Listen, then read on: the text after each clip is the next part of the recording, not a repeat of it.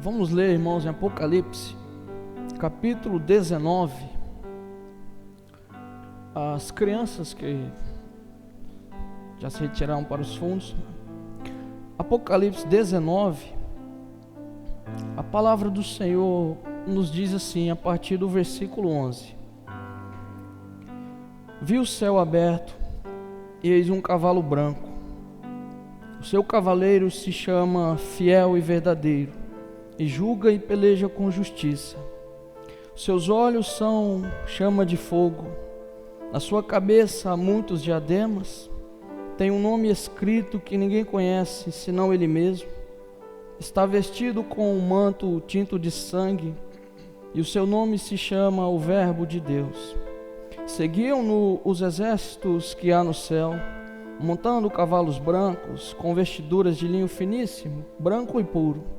Sai da sua boca uma espada afiada, para com ela ferir as nações, e ele mesmo a regerá com um cetro de ferro, e pessoalmente ele pisa o lagar do vinho do furor da ira do Deus Todo-Poderoso. Tem no seu manto e na sua coxa um nome escrito: Rei dos Reis e Senhor dos Senhores. Então vi um anjo posto em pé no sol, e clamou com grande voz, falando a todas as aves que voam pelo meio do céu: Vinde, reuni-vos para a grande ceia de Deus, para que comais as carnes de reis e carnes de comandantes, carnes de poderosos, carnes de cavalos e seus cavaleiros, carnes de todos, quer livres, quer escravos, tanto pequenos como grandes. E vi a besta e os reis da terra com seus exércitos congregados para pelejarem contra aquele que estava montado no cavalo e contra o seu exército. Mas a besta foi aprisionada, e com ela o falso profeta que, com os sinais feitos diante dela, seduziu aqueles que receberam a marca da besta e eram os adoradores da sua imagem. Os dois foram lançados vivos dentro do lago de fogo que arde com enxofre. Os restantes foram mortos com a espada que saía da boca daquele que estava montado no cavalo, e todas as aves se fartaram das suas carnes. Amém?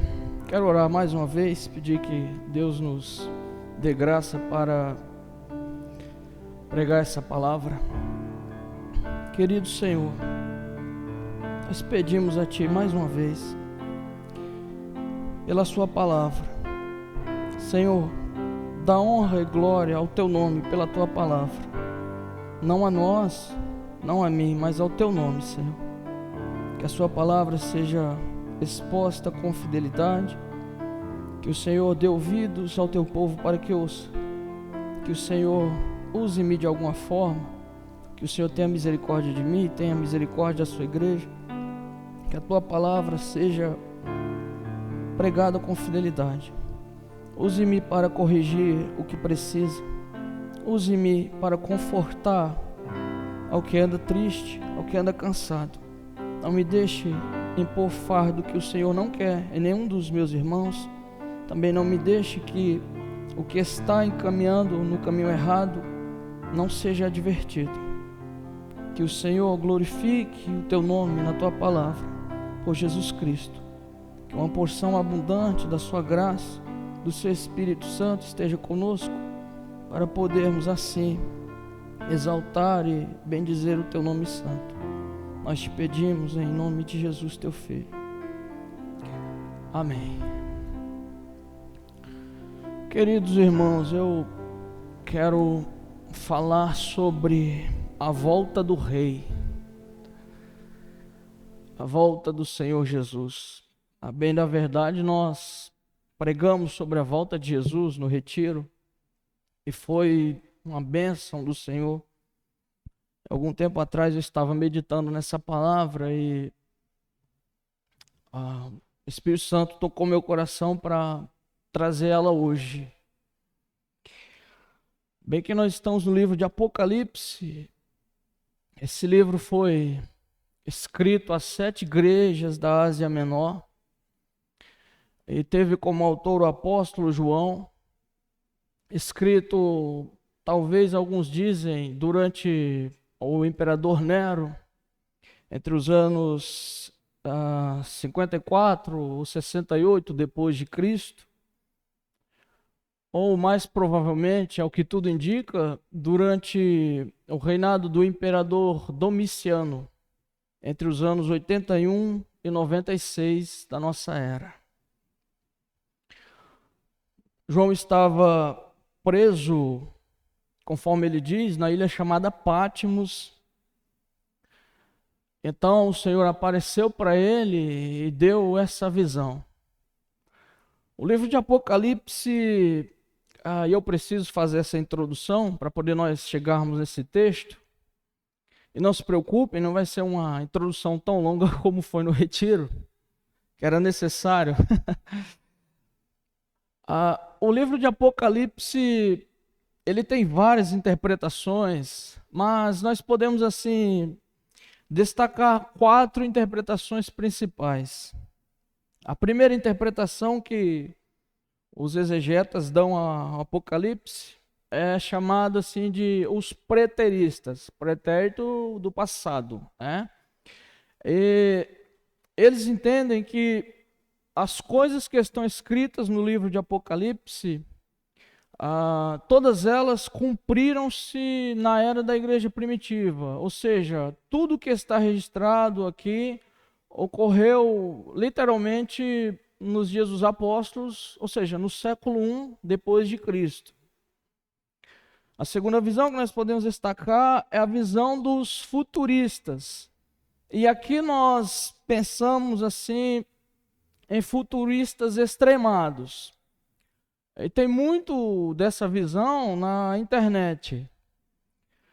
São aqueles que tudo que eles leem no livro de Apocalipse é figura de algo que virá, que não aconteceu ainda. Então eles leem as cartas, o Apocalipse, então eles leem todos os eventos ali e eles não entendem que nada se cumpriu, nem no primeiro século e nem em nenhuma era da história da igreja ainda, mas que acontecerá talvez em nossos dias presentes ou num futuro que eles ou outra geração verão. Esses são os futuristas extremados. Então eles leem tudo no Apocalipse e aplicam para um futuro distante. Uma terceira visão, também conhecida entre as interpretações do Apocalipse, é a visão dos historicistas. Essa visão ela já é um pouco mais moderada. Ela, diferentemente dos futuristas extremados, que veem tudo ocorrendo num futuro próximo ou distante, ou dos preteristas que colocam tudo lá na era da igreja primitiva, os historicistas eles entendem que os eventos narrados em Apocalipse, desde o capítulo 1 até o capítulo que lemos, que é o capítulo 19, que por excelência retrata a vinda do Senhor, aconteceram na era da igreja primitiva, ou talvez até no Império Romano. Todas essas visões ocorreram até que Cristo venha, e os eventos que estão relatados depois da vinda de Cristo ocorrerão quando Cristo voltar. Obviamente essa interpretação ela tem alguns problemas, porque olha-se para a história da igreja e aplica as passagens de Apocalipse. Só que nós temos 2000 anos de história. Então assim, o intérprete ele vai identificar um acontecimento e ele vai dizer, isso cumpriu-se Apocalipse capítulo tal.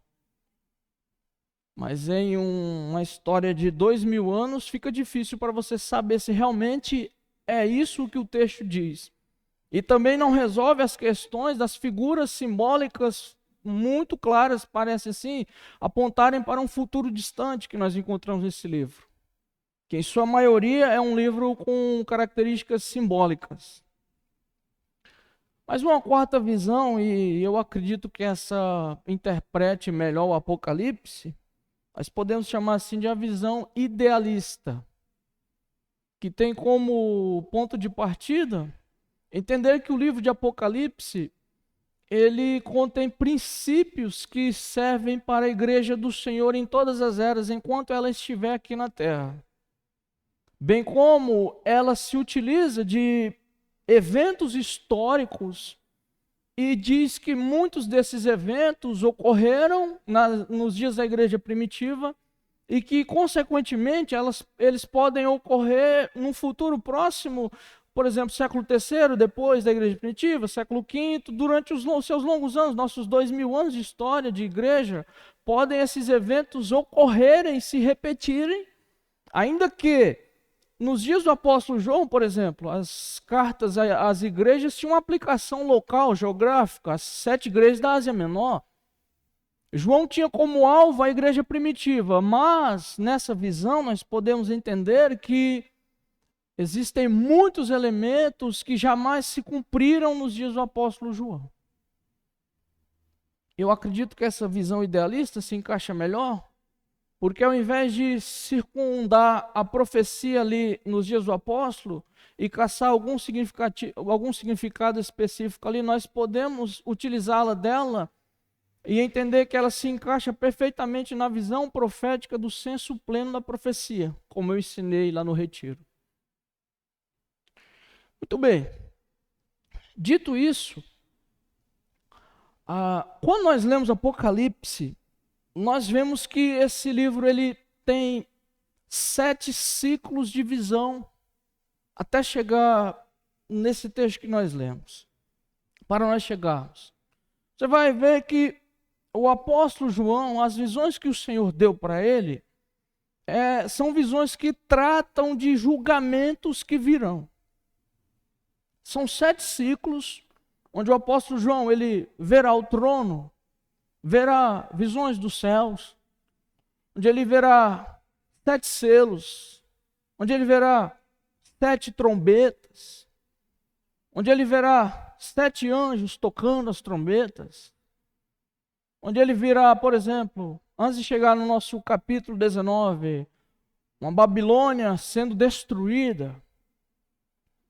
E a cada ciclo de visão que João teve, parece que as visões vão se afunilando e os julgamentos sobre os inimigos do Senhor Jesus e da igreja, cada vez mais os juízos que vão sendo pronunciados são mais pesados.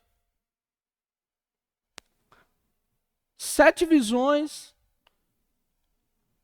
Depois, uma 8ª visão, quando o apóstolo João verá a esposa e a noiva do Cordeiro, a partir de Apocalipse capítulo 21, como representando a igreja do Senhor, como o Everson pregou outro dia aqui, em sua glória, em sua majestade, glorificada. Esse texto que nós lemos aqui em Apocalipse 19, dos 11 ao 21, é um desses ciclos de visões e é a 6ª visão, ou o 6º ciclo das visões.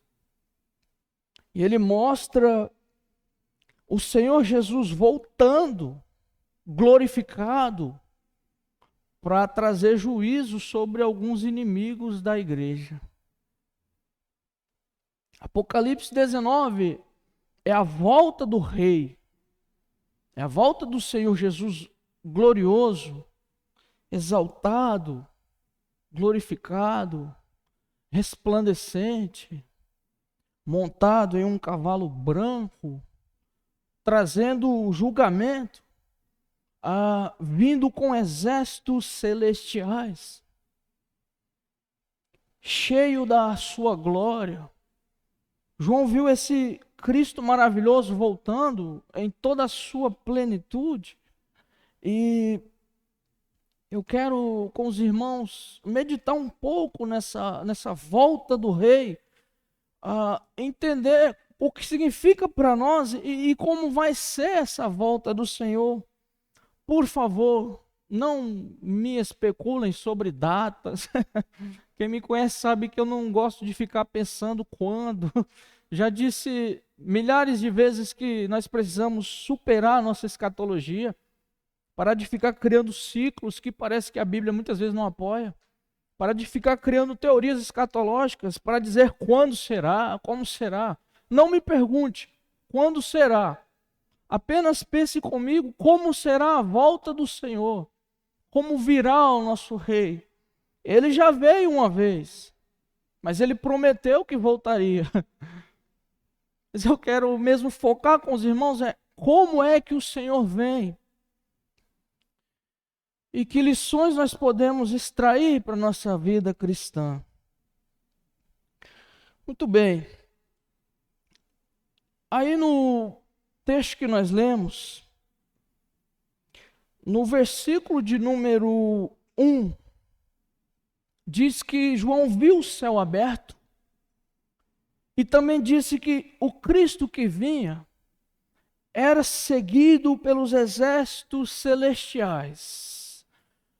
João viu Cristo vindo e ele estava na ilha de Patmos e depois de ele ver todos esses ciclos de visões, eu entendo que foi uma visão cataclísmica, maravilhosa, porque ele já havia visto voz de trovão, voz de anjo, já tinha visto uma Babilônia sendo destruída, mas ainda faltava muitos inimigos a serem julgados, e aqui há uma espécie de batalha final, e ele teve uma visão, na qual os céus se abriram, e ele viu o rei voltando em sua majestade, num cavalo branco, resplandecente, e ele viu talvez milhares, milhões de anjos celestiais que seguiam o Senhor Jesus.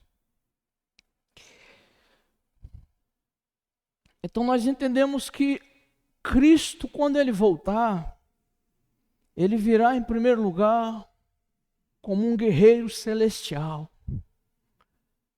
Ele virá como um general poderoso de guerra. Não é varão de guerra, como canta por aí.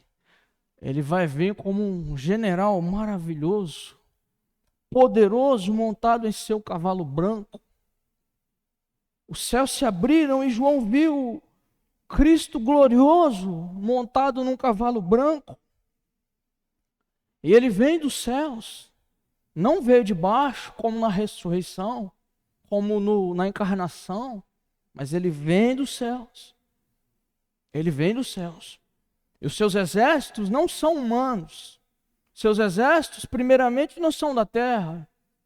Nos fazendo lembrar quando o soldado do sumo sacerdote Malco feriu a orelha, foi ferido por Pedro na orelha, quando o Senhor disse assim: põe de volta a tua espada na bainha. Pensas tu que eu não poderia orar ao meu pai agora e ele enviaria X legiões para pelejar minhas guerras? Essas legiões, elas estão prontas. E elas não são pouquíssimas, não são pouquitas. Elas são imensas. Em Apocalipse, o apóstolo João, no capítulo 12, ele diz que teve uma visão em que Miguel e seus anjos batalhavam contra a antiga serpente, o diabo e Satanás, e não prevaleceram, e foram lançados na terra, e com ele foi lançada uma terça parte dos anjos. Satanás foi atirado na terra depois que Cristo o venceu, e ele levou uma terça parte.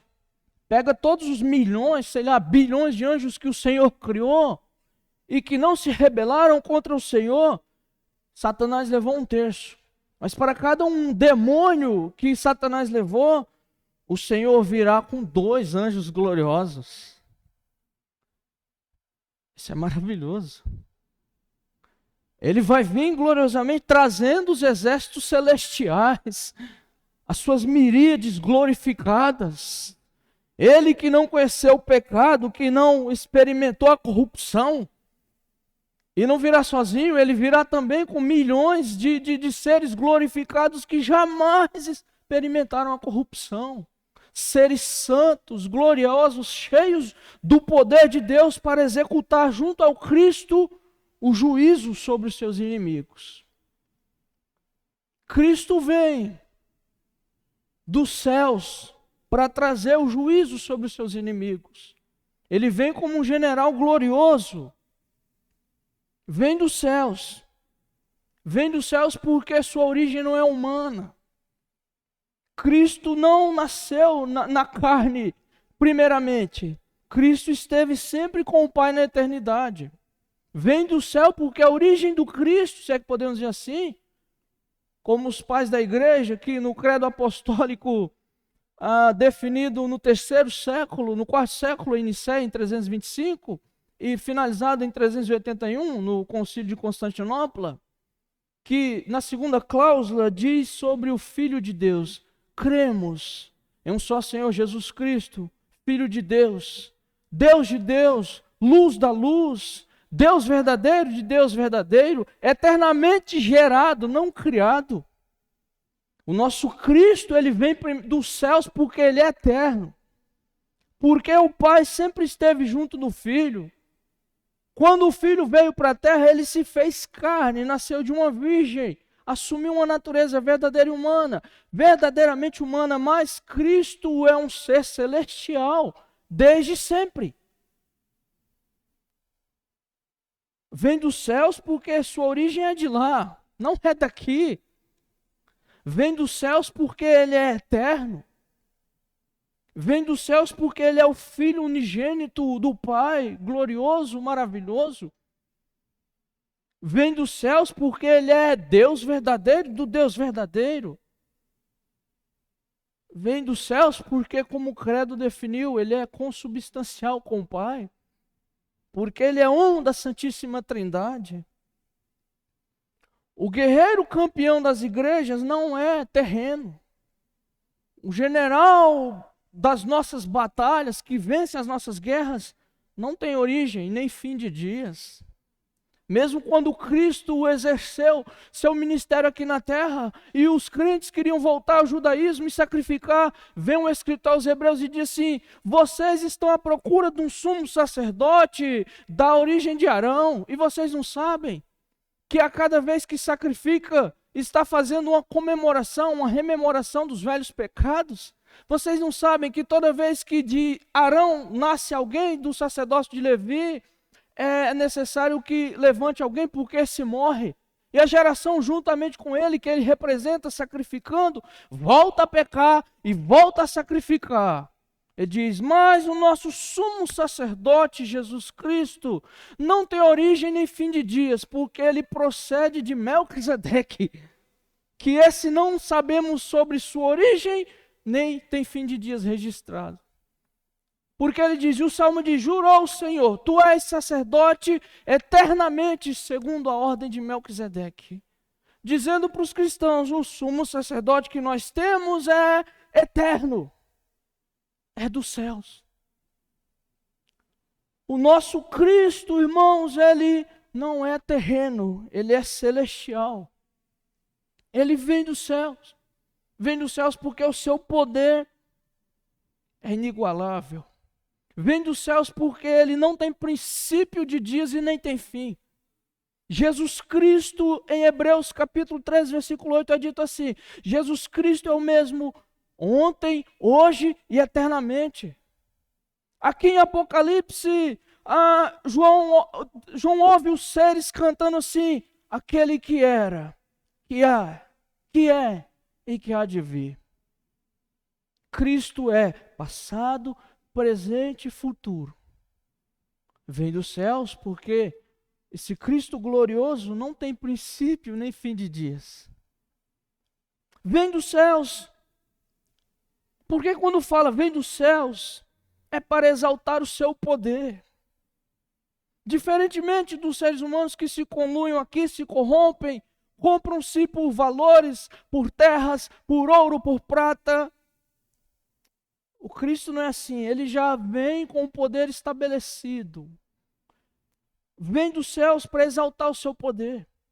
Quando Cristo ressuscita, em Mateus capítulo 28, versículo 18, diz assim, ele diz assim para os discípulos: é-me dado todo o poder, toda a autoridade nos céus e na terra. Vejam, se o Senhor tivesse a missão de guerrear, de ser um Messias nos moldes do guerreiro Davi, que os judeus queriam, foi isso que ele disse para Pedro, no texto que eu acabei de citar. Se ele quisesse, ele oraria, e legiões viriam e destruiriam o Império Romano. Vocês lembram de o profeta Eliseu, que uma vez, diante dos soldados dos inimigos assírios, e o seu assistente muito preocupado porque um exército poderosíssimo estava querendo atacar Israel. E o profeta Eliseu diz assim: Senhor, abre-lhes os olhos e mostra-lhe que mais são os que estão conosco do que os que estão com ele. E quando o Senhor abriu os olhos do servo de Eliseu, diz assim a Bíblia que ele viu milhares de tantos de seres celestiais em volta. Se Cristo tivesse aberto os olhos de Pedro, ele veria isso. Mas não era o propósito do Senhor na sua encarnação. Mas agora sim, o propósito do verbo do Cristo encarnado não era esse, mas a sua volta agora é essa. Quando ele morre, é crucificado e morto, expia, paga o nosso pecado, ele ressuscita. Ele ascende aos céus. Em Atos capítulo 1 diz que esse mesmo Jesus que foi para lá, virá como vocês viram para os céus irem, mas agora ele volta e é-lhe dado todo o poder no céu e na terra. E agora ele tem o poder de chamar todas as hierarquias celestiais, anjos poderosos, para vir batalhar com ele. Eu só fico imaginando aquele dia que o Senhor Jesus Cristo disse assim. Tem algumas teologias que dizem que Miguel é Jesus. Não, Miguel não é Jesus não. Jesus é Senhor, Miguel é um anjo criado. Imagina o Senhor dizendo assim: Miguel, vamos, pega a sua espada. Miguel parece que é um anjo de guerra, né? Gabriel, bem, pra vocês terem uma ideia de como um anjo é poderoso, quando Zacarias disse assim: como isso acontecerá? Parece que o anjo não estava num dia bem-humorado. Ele disse: você duvidou da minha palavra, você vai ficar mudo. Você falou isso, ficou mudo. O pai de João Batista, Zacarias, não foi? O anjo é poderoso. Quando um judeu via um anjo, tem gente vendo um anjo hoje até em escada. Estava triste, apareceu um anjo para me consolar. Eu não acredito não. Quando um anjo aparecia no Antigo Testamento ou no Novo Testamento, a pessoa tinha medo de morrer. Pensava que era juízo. Veja, Josué, quando o anjo aparece, ele cai prostrado. Gideão, aparece um anjo, fica com medo. Apocalipse aqui você vai ver, aparece um anjo, João cai prostrado querendo adorá-lo. Porque é outra atmosfera, é um ser espiritual diferente de nós. O pecado que em nós não suporta esse tipo de manifestação assim. Tem que ser uma graça maravilhosa, especial de Deus. E agora o Senhor Jesus volta com todo esse poder que é dado para ele. Vem dos céus porque foi dado todo o poder ao Filho. Porque o nosso Cristo é um Cristo onipotente. Porque a figura dos céus reporta para uma esfera poderosa. Fala que ele vem dos céus porque ele tem todo o poder. Não é um fracassado que vai voltar. Não é um coitadinho. É o Cristo, Filho de Deus Todo-Poderoso, que voltará. Nós não esperamos um Cristo surrado, cansado, afadigado, com preguiça, não. O Cristo que vem é um general poderoso, que os exércitos celestiais o aguardam. Mas em terceiro lugar, vem dos céus, e os exércitos celestiais o acompanham, como um ensinamento para nós. Aqui nós temos uma lição, de que a batalha da igreja não está enraizada na terra. Irmãos, eu fiquei muito triste com o nosso ano de eleições. Eu fiquei abismado, sim, com a figura, com a idolatria que foram dadas ao nosso candidato, porque eu votei em Jair Messias Bolsonaro. Voltei e votaria nele. Mas eu não fiz campanha para Bolsonaro, nem idolatrei Bolsonaro, como muitos cristãos fizeram. Eu acompanhei irmãos de outros lugares que falaram para mim. Eu assisti eventos em que púlpitos foram colocados. E o Bolsonaro, ao subir o púlpito, os irmãos se levantavam, era culto aquilo lá, né? Era dentro da igreja, deveria ser culto. Eles batiam palmas e gritavam: mito, mito. Ora, que decepção. Como se um governante fosse a vitória da igreja. Parece que os crentes eles não estudam nada da história do cristianismo. Parece que os crentes eles não entendem que as lutas da nossa luta não é com as forças carnais.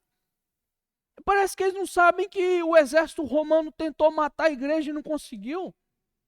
Eles não sabem que cristãos sem recurso nenhum. Como que os cristãos da igreja primitiva levavam a mensagem do evangelho? Não foi os poderosos, não. Teve imperador convertido no quarto século, quando Constantino cresce ter se convertido. Mas a mensagem cristã era levada por escravos que eram raptados e tinham se convertido, pregavam para os seus senhores. Leia 1 Coríntios capítulo 1 e 2, Paulo fala assim, veja, irmãos, que não são muitos os poderosos que são salvos. Não são muitos os sábios segundo a carne, não são muitos os grandes segundo a carne que são salvos. E ele fala, o apóstolo Paulo diz assim, com muita propriedade, que Deus escolheu as coisas fracas desse mundo, as coisas vis, as coisas loucas, as coisas desprezíveis, as que não são, para confundir os que são. Ele estava falando da maneira como Deus escolheu salvar o seu povo. A palavra de Deus ela era levada por escravos, era levada por donas de casa que convertiam-se e ensinavam seus filhos. A igreja ela erra muito quando ela acha que ela vai lutar e vencer suas guerras com poderes carnais. E parece que é o contrário, parece que quando a igreja se envolve demais com as forças do Estado, ela se corrompe. Pelo menos grandes males da história da igreja são vindos por causa da sua união com o Estado. Não quero dizer aqui que a igreja inteira se perdeu com união com o Estado, não estou dizendo isso. Tem seus benefícios e, hora ou outra, Deus levanta mesmo alguém para julgar ou para ajudar o seu povo. De outra maneira, o Senhor deixaria o seu povo perecer nas mãos do ímpio para sempre. E o Senhor levanta. O Senhor levantou Nabucodonosor para punir Israel. Depois levantou Ciro da Pérsia para punir Nabucodonosor. Não foi? Provavelmente levantou Constantino para fazer esse tipo de coisa. E Deus, na sua onisciência, sabe o que faz. Mas a igreja não pode esquecer que a sua batalha não é terrena. Não é com as forças da terra. É com as forças celestiais. O Cristo que vem, ele vem dos céus e vem com exércitos celestiais. E a sua igreja, que adora um Cristo celestial, que cultua o Deus Pai celestial, que tem um Espírito Santo que foi enviado dos céus, não da terra. Eu vou e enviarei o Consolador. Vamos lutar nossas lutas na carne, no braço de carne. A igreja não vai crescer, não vai vencer com dinheiro humano, não vai. A igreja não vai crescer aliada aos políticos. Aliás, ela vai pecar muito com esses políticos ruins que nós temos. Não vai. A igreja vai vencer com as suas armas celestiais. Quando a igreja aprender o caminho da oração persistente, quando a igreja aprender a fé que ela deve ter no seu Cristo, a dependência do seu Cristo celestial, quando a igreja a frequentar mais o trono da graça do que os tronos dos reis da terra, aí ela vai vencer. Aí ela vence. Não ficar confiando em armas carnais. O Senhor prometeu que as portas do inferno não prevalecerão contra a sua igreja. Isso é um princípio de fé. Isso é uma promessa na qual nós devemos saber. E, aliás, o apóstolo Paulo, em Efésios capítulo 6, no versículo 12, diz que as nossas lutas não são contra carne e sangue, mas sim contra principados e potestades. Em Mateus capítulo 17, a partir dos versículos 21 em diante, havia um jovem endemoniado que muito dava trabalho para o seu pai. E diz o texto assim, que ora ele ficava endemoniado e ele entrava no fogo, outras vezes se jogava no chão. Ou seja, o menino estava com uma legião. E os discípulos tentaram e não conseguiram expulsar o demônio. E o Senhor Jesus, ao ter conhecimento, disse assim, geração incrédula, até quando eu estarei convosco e vos sofrerei? E o Senhor expulsou o demônio. Depois os discípulos perguntaram para ele, por que nós tentamos e não conseguimos? E o Senhor diz assim, essa casta não sai senão por jejum e oração. Olha aí as armas do cristão. São coisas celestiais. O jejum significa que você se abstém de um alimento e fica totalmente na dependência de Deus. Significa que você diz: Deus, eu te dou até meu organismo, eu te dou até os nutrientes que eu preciso para o meu corpo. Eu creio que o Senhor, se eu tiver faltando eles, tu me é suficiente. E a oração é a ferramenta, a melhor maneira de comunhão. E Jesus disse: essa legião não sai se não for por oração e jejum. A igreja quer vencer suas batalhas na carne. Elegendo, vamos eleger vereadores, vamos eleger prefeitos. Vai, elege lá. Depois eles roubam o povo e tu vai participar no pecado deles.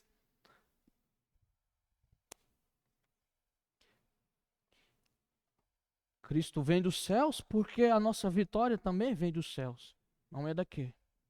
Você não vence o pecado lutando com as armas daqui. Você não vence a iniquidade. Você não expulsa demônio com as armas daqui.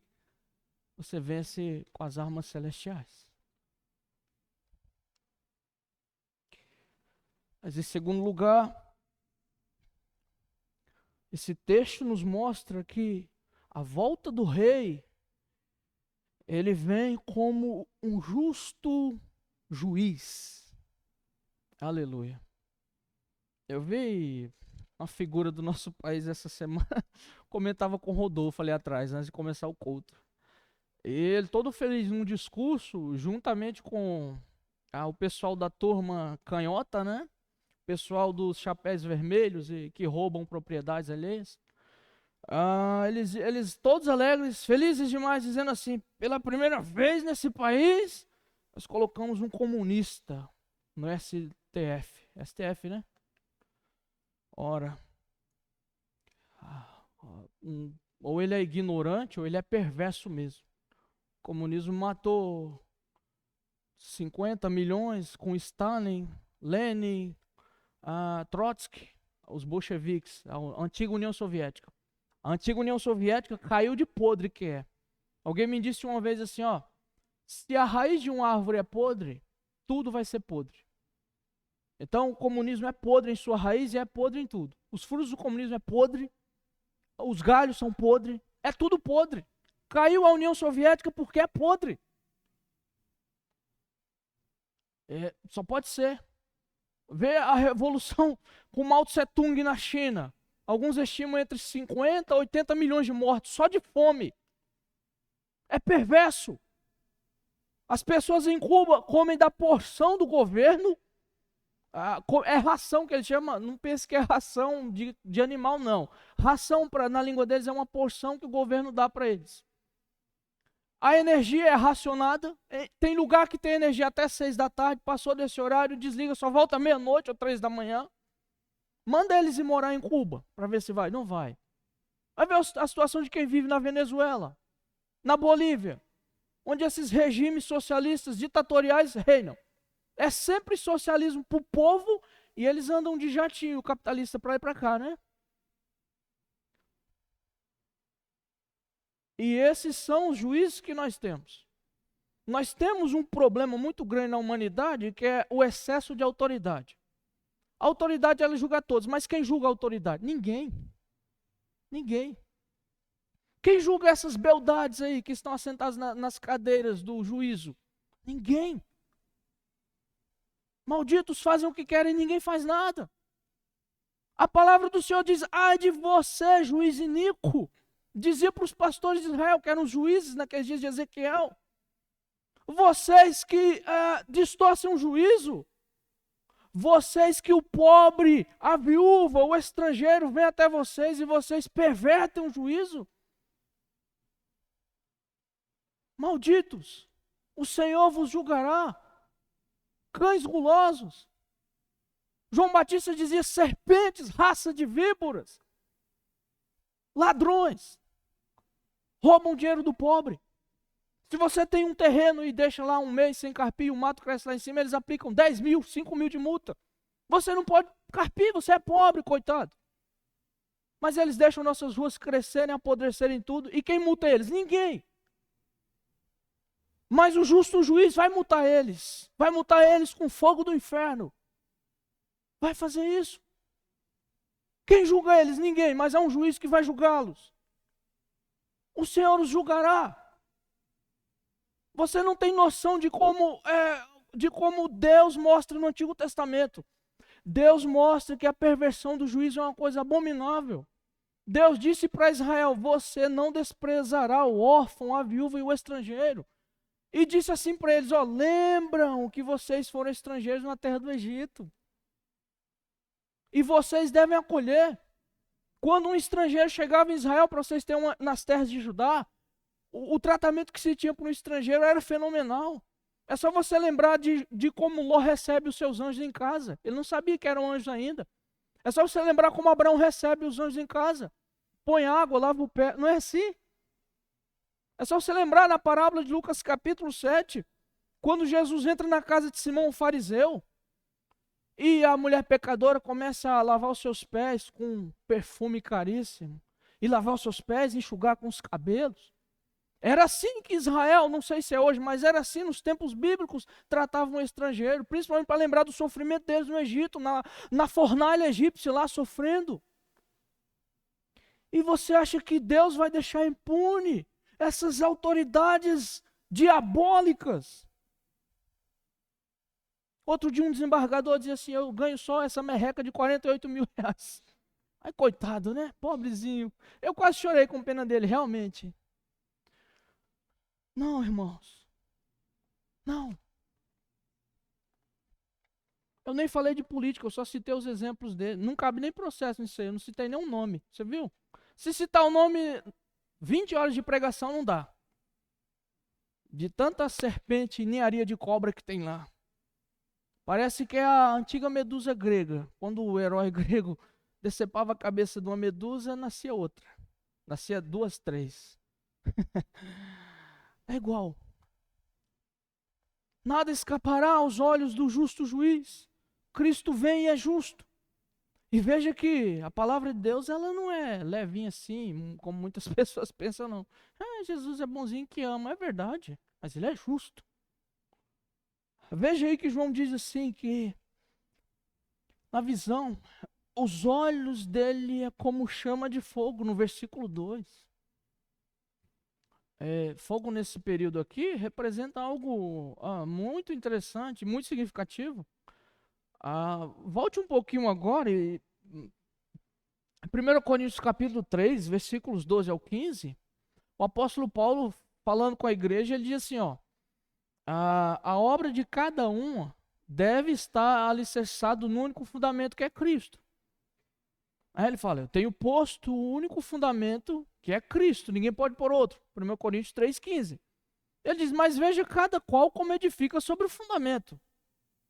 Porque ele diz assim: se a obra de alguém é palha, é feno, é pedra preciosa, é ouro, é prata, essas obras serão provadas como que pelo fogo. Porque o fogo provará a obra de cada um, e o dia a mostrará, revelará. Pega palha, pega feno.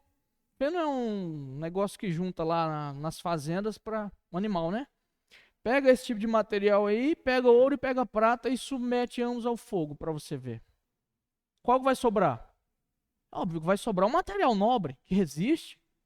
Para você derreter fogo ou derreter pedra preciosa, você precisa levar uma quantidade de graus Celsius terríveis, não é?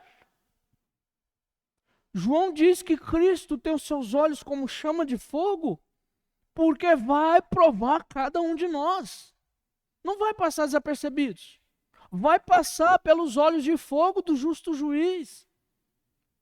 No grande dia de encontrar com o Senhor, o justo juiz, não vai haver desculpa. Não vai haver como trollar o Senhor, porque Ele é onisciente. Ele conhece os pensamentos e o coração do homem, sabe que é mal. Ele sabe mesmo o que nós pensamos em dizer. Imagina que um condenado vai argumentar diante do Senhor e o Senhor disse: eu já sei o que você vai dizer. Não, não é isso não, está errado. A pessoa dizendo, mas eu falo, não, mas não, está errado também. Mas não vai ter desculpa.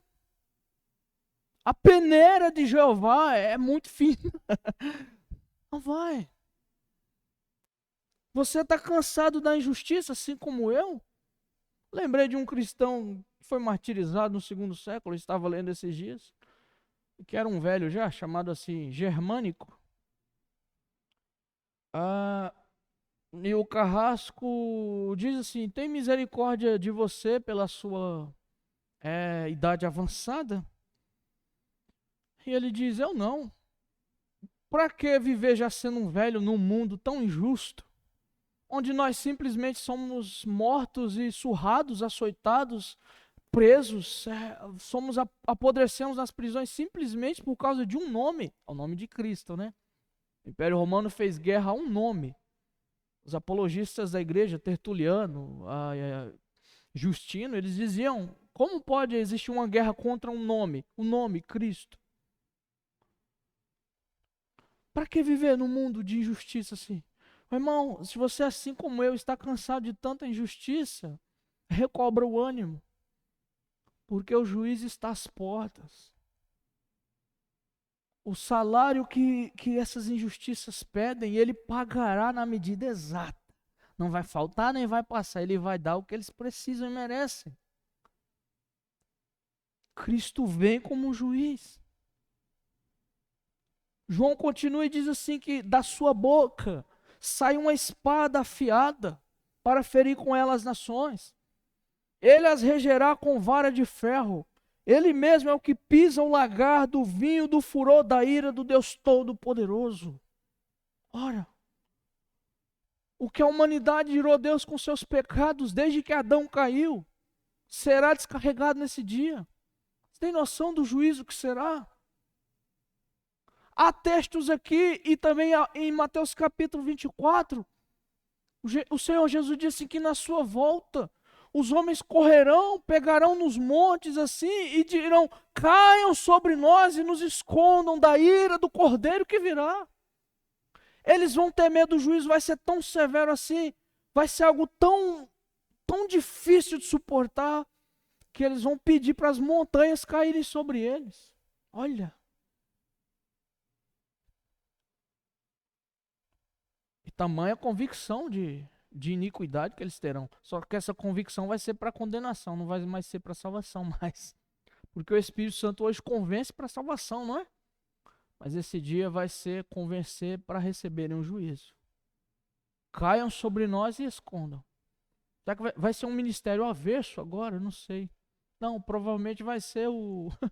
Porque quando a convicção humana, parece que foi isso que aconteceu com Judas, ele é condenado e suicida, né? Eles vão querer suicidar-se. Caiam sobre nós e nos escondam. Não vamos aguentar nem olhar para ele.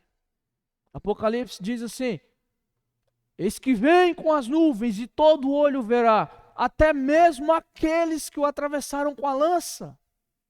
Até aquele soldado lá que perfurou o lado do Senhor, que João disse, que cumpriu a profecia, que os seus ossos não foram quebrados, que saiu água e sangue. Até aquele ali verão, vai ressuscitar. A trombeta vai soar, ele vai sair. Vai sair para quê? Para ser condenado, mas vai. O justo juiz vem. Cristo vem como um juiz. Nos versículos 17 ao 21, a besta que se levanta, o falso profeta, que ilude a multidões para adorarem a besta, também serão punidos, serão lançados no lago de fogo. Porque Cristo vem como um juiz. Ele vem. Então não tem STF, não tem isso, aquilo, não tem nada. Não tem comarca nenhuma. Por mais que seja injusta e hoje por mais que tenham essas autoridades intocáveis no mundo inteiro, em todo lugar, ninguém vai ser intocável diante do juiz verdadeiro. Ninguém. Cristo vem como um juiz e julgará toda a maldição que o pecado trouxe. Todo responsável cairá, não restará ninguém. Eles estão num lugar, parece sólido, mas eles estão num lugar escorregadio. No momento certo. Quando o sopro do Senhor soprar, eles cairão. Cairão, se perderão. Estão no lugar, mas já não estarão quando o Senhor disser. Estão na pompa, mas estarão ardendo em chamas. Estão no perfume, na gala, na realeza, mas estarão na mendicidade, na perdição sempre. roubam o pobre, roubam o órfão, a viúva, o estrangeiro, mas serão levados para um lugar onde o bicho não morre, onde o verme não dorme, não descansa, noite e de dia.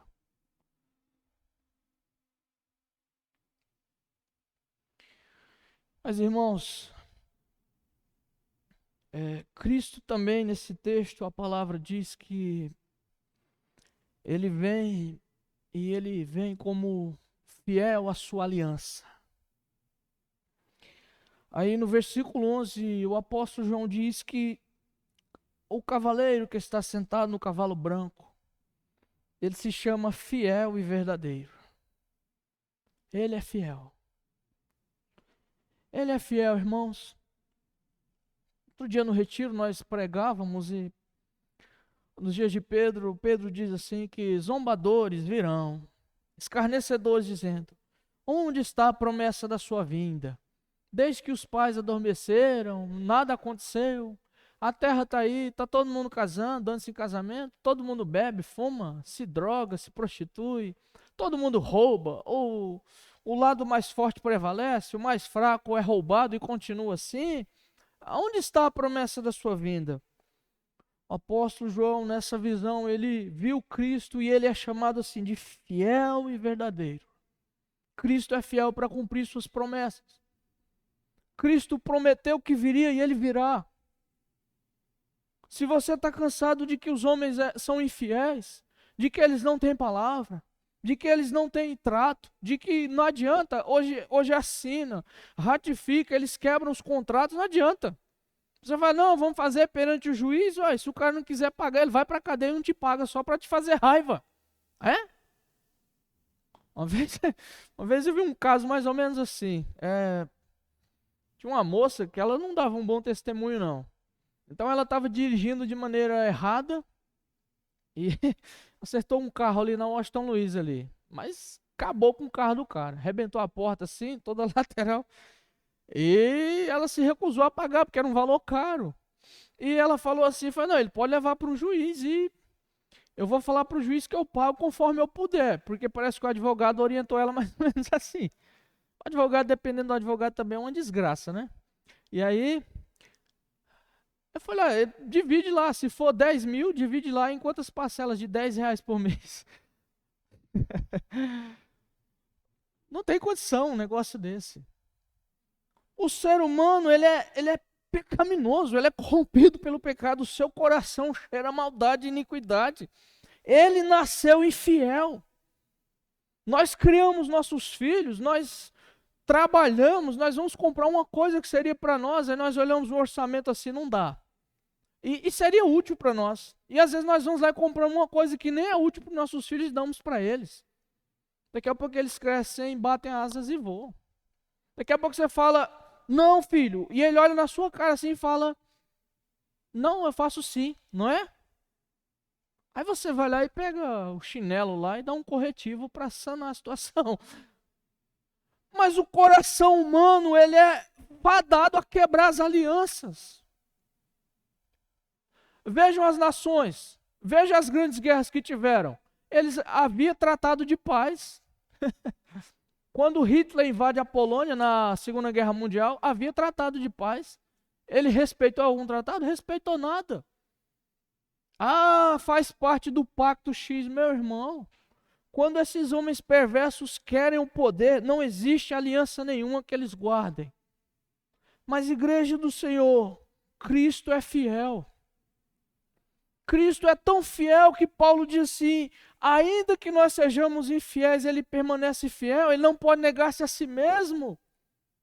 O escritor aos Hebreus diz assim que quando Deus fez a promessa a Abraão, ele jurou, como ele não tinha ninguém por quem jurar, porque ninguém é pareio de Deus, nem é maior que Deus, o escritor diz, ele jurou por si mesmo. Deus disse, eu sou a garantia minha. E ele é o único que dá uma garantia. Ele diz assim, eu faço, e ele disse, os céus e a terra passarão, mas as minhas palavras não hão de passar. Ele é o único que promete e ele cumpre. Ele não é político que engana, cria um perfil, mente um ano inteiro e não cumpre nada do que promete. Não. Esse Rei dos Reis aqui, ele é fiel à sua aliança. Ele é fiel. Ele cumpriu suas profecias, suas promessas a Israel. Ele cumpriu as suas promessas ao seu povo e cumprirá tudo que ele prometeu para o seu povo. Se Cristo prometeu que vem buscar o seu povo, ele virá. Virá montado em seu cavalo branco. Se ele vem a si mesmo, eu não sei. Isso é uma linguagem de figura para os dias de João, para o povo entender. Que era realeza naqueles dias, poder, glória. Tudo bem, não importa. Mas eu sei que ele vem. Ele vem. Ele é fiel. Nós temos uma aliança, nós não temos uma aliança com reis humanos. Nós não temos aliança com políticos. Nós não temos alianças com braços de carne, nem com nossos familiares. Nós temos uma aliança com aquele que não pode mentir, que não pode errar. Nós temos uma aliança com o inerrante. Nós temos uma aliança com o infalível. Cristo é fiel. Ele é fiel. Tu és fiel, Senhor. Tu és fiel. Fiel é o que prometeu. João diz que ele se chama fiel e verdadeiro. Fiel e verdadeiro. Muitas vezes nós confiamos em promessas vazias. E falhamos, quebramos a cara. Prometemos para nós mesmos. Até vai começar um novo ano. Eu prometo que vou ser um crente melhor. Eu prometo que vou ser mais generoso com o meu próximo. Vou ganhar X mais. Às vezes tentamos fazer barganha com Deus. Senhor, se o Senhor me der mais, eu vou doar mais. Senhor, se o Senhor me der condição. Eu já vi irmão assim, que ele fala, eu não estudo porque eu não tenho condição de comprar um livro. Aí Deus abre uma porta, ele consegue uma grana, alguém abençoa ele com o livro, aí ele encosta o livro lá no canto e vira poeira. Nós somos infiéis. Fazemos alianças, tratamos, fazemos propósitos conosco, com nós mesmos nós fazemos isso. Mas o Senhor não é assim. Ele é imutável. O Senhor é fiel. Nós nos decepcionamos conosco, nos decepcionamos com o próximo, mas aquele que nos prometeu é verdadeiro e fiel. Ele jamais quebra uma promessa sua. Diria o Rei dos Reis que faria e não faria? Não.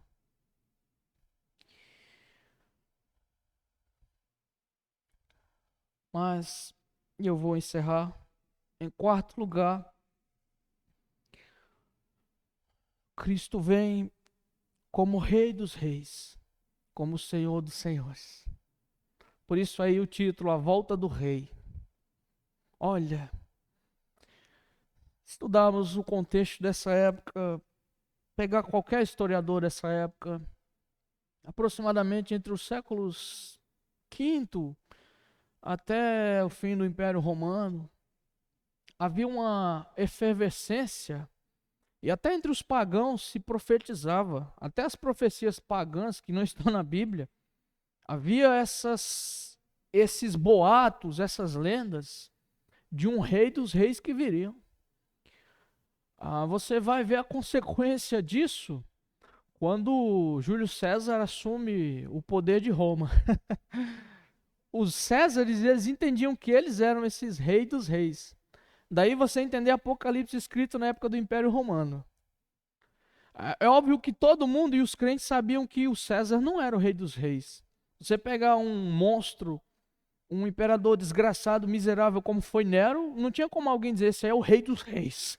Você pegasse então o Domiciano foi talvez o primeiro que exigiu culto enquanto ele vivia.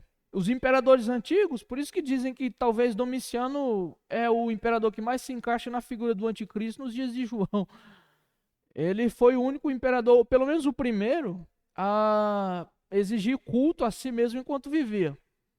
Então o imperador Domiciano, quando ele ia a uma província, ele encontrasse um cristão, ele dizia, venha cá me oferecer incenso, prostrar-se e declarar-me como Deus. E o cristão dizia, de jeito nenhum, e aí onde ele morria. Era uma coisa simples, era só você acender incenso ao imperador e dizer que ele fazia parte do panteão dos deuses. E os cristãos falavam, não temos um outro Deus, só temos um Cristo. Irmãos, João disse que no seu vestido está escrito: Rei dos reis e Senhor dos senhores. Os judeus esperavam, não era? Veja a visão. Quando nosso Senhor entra em Jerusalém, ele desce numa mula, não é? Aleluia. Quando eu penso nisso, eu choro. Quando ele desce em Jerusalém, ele não vinha carregado com os exércitos. Se tinha soldado ali, só acompanhava de longe para evitar que houvesse tumulto em Jerusalém. Ele desce em Jerusalém e os seus seguidores não eram gentes importantes, não. Não tinha, lá não tinha político de nome, lá não tinha tribuno, lá não tinha líder de legiões, lá não tinha generais romanos, não tinha general judeu, não tinha rei, Herodes não estava lá prestando homenagem a ele, não tinha César, prefeito, não tinha ninguém, pretoriano não tinha ninguém. Desce o Monte das Oliveiras, é colocado a ramos de palmeiras, por pescadores brutos na palavra, homens ignorantes que viviam pescando, fedendo a peixe, mulheres da terra, do campo, catadores de trigo, ceifadores de trigo. Era essa gente, o populacho que descia, e não colocaram ele sobre um carro alegórico, como os Césares que quando recebiam o trono, usava-se uma coroa de louro para imitar o deus Apolo. Puxava-se as bigas de carros e todo mundo gritava na rua: Ave César! Não era isso. Alguém humildemente começou a gritar: Bendito o rei que vem em nome do Senhor. Os fariseus começaram a clamar: Manda eles pararem. Mas a multidão cantava. E ele entrou em Jerusalém. Depois houveram uma tramóia, os fariseus, os saduceus, os inimigos do Senhor, disseram: é um falso profeta. Nosso Senhor estava no Getsêmani, foram até lá, subornaram um dos seus discípulos, Judas, o filho da perdição, para cumprir as escrituras. Vendeu o nosso Senhor por 30 moedas de prata. Olha o preço que pagaram no Rei dos Reis, 30 moedas de prata. Levaram ele, cuspiram-lhe, bateram nele. Surraram nosso mestre, açoitaram, brincaram com ele. Levou diante de Herodes. Pilatos disse: leva para Herodes, vê o que Herodes tem para dizer. Herodes disse: Senhor, faz algum sinal. Tu és João Batista? E ele permaneceu calado como uma ovelha levada ao matadouro. Zombou, Herodes zombou. Chamaram ele de rei, sua condenação foi: ele é rei dos judeus. Escreveram em grego, latim, em aramaico, na sua placa, na sua cruz. Ele é o rei dos judeus. Os judeus disseram: não escreva que ele é rei dos judeus, mas escreva que ele se diz rei dos judeus. Pilatos disse: o que eu escrevi está escrito. Acabou. Os soldados zombavam do nosso mestre. Disseram: ele se diz rei, traz uma coroa de espinhos. Pegaram lá uma erva braba, cheia de espinhos desse tamanho. Colocaram na sua cabeça, batiam ali com a cana. Espinho entrava, sangrava. Outro dia alguém achou em escavação, outro dia que eu falo do século passado. Um cravo onde se pregava um criminoso era maior que um dedo assim, ó, 50 a muitas vezes 15 centímetros. Era o suficiente para atravessar o tendão. Foi isso que fizeram com ele. Fizeram uma roda, colocaram o mestre, batiam-lhe na cabeça, brincando com um brinquedo de criança antigo. Profetiza, Cristo, quem é que nos bateu? Ele morreu dessa forma. Até os discípulos, os dois a caminho de Emaús, pensávamos que era ele que viria para remir Israel. Se decepcionaram, até que ele ressuscitou. Mas agora não é assim. Ele entrou em Jerusalém numa mula. Mas agora ele vem num cavalo branco. Isso é o contraste do que aconteceu antes. Se pescadores e prostitutas e ex-publicanos seguiam ele e diziam: Hosana, bendito o rei que vem em nome do Senhor, agora são os exércitos celestiais que vêm seguindo ele. Não é mais as prostitutas. Não são mais escravos que receberam a mensagem que vem com ele. Agora são os exércitos celestiais. Os exércitos de Roma não deram a mínima para ele, mataram ele. As pessoas dizem assim contra os judeus mataram Cristo, não. Os judeus mataram Cristo também, mas também os gentios, eu e você, matamos ele em Pilatos e em Roma. Matamos. Em última instância, foi Deus que entregou o próprio Filho em nosso lugar para expiar nosso pecado. Mas agora ele vem glorioso. Não lhe deram uma coroa gloriosa, lhe deram uma coroa de espinhos. Mas aqui João diz que na sua cabeça tem muitos diademas. Muitos diademas significa que todos os reinos desse mundo, vejam o cântico dos anjos nos capítulos 4 e 5, ou nas profecias se cumprindo. E os reinos desse mundo vieram a ser de nosso Senhor Jesus Cristo. Nas visões de Apocalipse, capítulo 4 e 5, 24 anciãos atiram suas coroas diante do Cordeiro. Deram-lhe uma coroa de espinho, mas ele vai voltar com muitas coroas sobre a sua cabeça. O rei dos reis não eram os Césares, não era. Eles esperavam o rei dos reis, não foi Ciro na Pérsia, não foi. Não foi Dario o Medo, não foram os babilônios, não foi Nabucodonosor 1, 2, não foi o grande Nabucodonosor, não foi. Não foi Alexandre o Macedônio, Alexandre o Magno, não foi. Não foi depois Gengis Khan, não foi ninguém. Não foi Júlio César, não foi Nero, não foi Calígula, não foi aqueles tiranos malditos que sufocaram o povo. O verdadeiro rei dos reis é Jesus. Eles queriam o rei dos reis naqueles dias, mas ele não veio. Se querem um rei dos reis, estão esperando até hoje. Mas nós já sabemos quem é o nosso rei dos reis. Ele vem. Ele vem. Ele é rei dos reis. Ele é celestial. Pergunto para você, onde estão os grandes senhores do mundo? Cadê eles? Cadê? Cadê os Césares? Cadê Alexandre? Cadê Hitler, Mussolini? Cadê? Cadê esses vultos, essas personalidades da iniquidade que apareceram na humanidade para castigá-la? Cadê? Eles se foram. Eles se foram. Veio a morte, ó. Levou eles como um sopro. Mas esse que vem aqui é aquele que Pedro diz assim: soltas as ataduras da morte. Pedro diz assim, ó, a morte amarrou o Senhor, mas era impossível retê-lo. Então ele fez assim, ó, vá, soltou a morte. Eles foram embora, morreram. Só está aí a lembrança das suas iniquidades, do seu passado cruel. Mas o nosso rei, ele desceu à sepultura, ressuscitou em glória. Virá em glória como rei dos reis e Senhor dos senhores para buscar a sua igreja. Esse Cristo que vem, igreja, é esse Senhor que vem. Esse Senhor. Os judeus disseram quando o crucificaram: nós não temos outro rei senão César. Nossos pais primitivos, os cristãos, quando eram expostos diante do imperador, eles diziam: nós não temos outro rei senão o Cristo. Eu não tenho outro rei. Meu rei é Cristo. Bendito o rei que vem em nome do Senhor.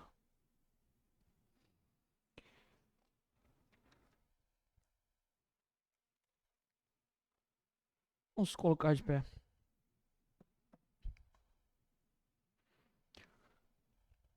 Oh, meu Deus. Nós pregamos 4 mensagens sobre a vinda de Jesus. Aliás, 3. E eu olho para esse texto assim e parece que não dá vontade de parar de falar na volta de Jesus. Que o Senhor voltasse logo. Que o Senhor voltasse hoje.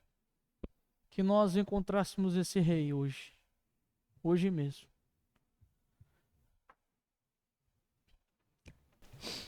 Bendito Deus. Louvado seja o teu nome santo. Nós te damos graças porque o Senhor é bom e a sua misericórdia é para sempre. Oh, Senhor, como diz nossos cânticos, não tardes mais, amoroso Jesus. Hosana, Hosana, Maranata. Vem, Rei. Tu és Rei, Jesus. Os judeus disseram: não temos outro rei senão César. E nós dizemos com os nossos pais que foram mortos naquela crueldade antiga: nós não temos outro rei senão o Senhor Jesus. Tu és nosso rei absoluto. Nossa vida é tua porque tu nos deste a tua vida.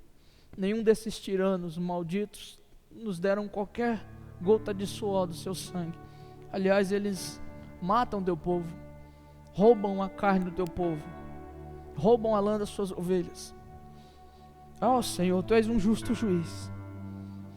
Nós sabemos que a justiça desse mundo é falível, é passível de iniquidade, é corrompida. Aliás, o coração humano é cheio de iniquidade, é uma ninharia de serpentes. Mas tu, Cristo, teus olhos são como chamas de fogo. Tu, Senhor, virá para fazer justiça ao seu povo. Tu virás para vingar o sangue das tuas testemunhas que morreram, desde os dias dos apóstolos, desde Estevão, a tua testemunha. Tu virás para julgar nossos irmãos que estão em cativeiro agora na Coreia do Norte. Tu virás, Senhor, dar liberdade aos pastores chineses. Tu virás, Senhor, para livrar nossos irmãos na Indonésia, na Nicarágua. Tu, Senhor, trará à luz o banho de sangue que a Revolução Francesa fez sobre os cristãos. Tu trarás, Senhor, à luz toda a iniquidade. A sepultura, a morte cobrará. O dia do juízo trará à luz todas as serpentes e raças de víboras que perverteram os valores reais. Tu julgarás os libertinos, os perversos. Tu virás, Cristo, e tu és fiel. Nós cremos na tua fidelidade. Tu virás, Senhor, porque tu és o nosso Rei. Tu és Rei dos reis e Senhor dos senhores. Em nome de Jesus, amém. Irmãos, antes da música, no próximo domingo nós não teremos culto.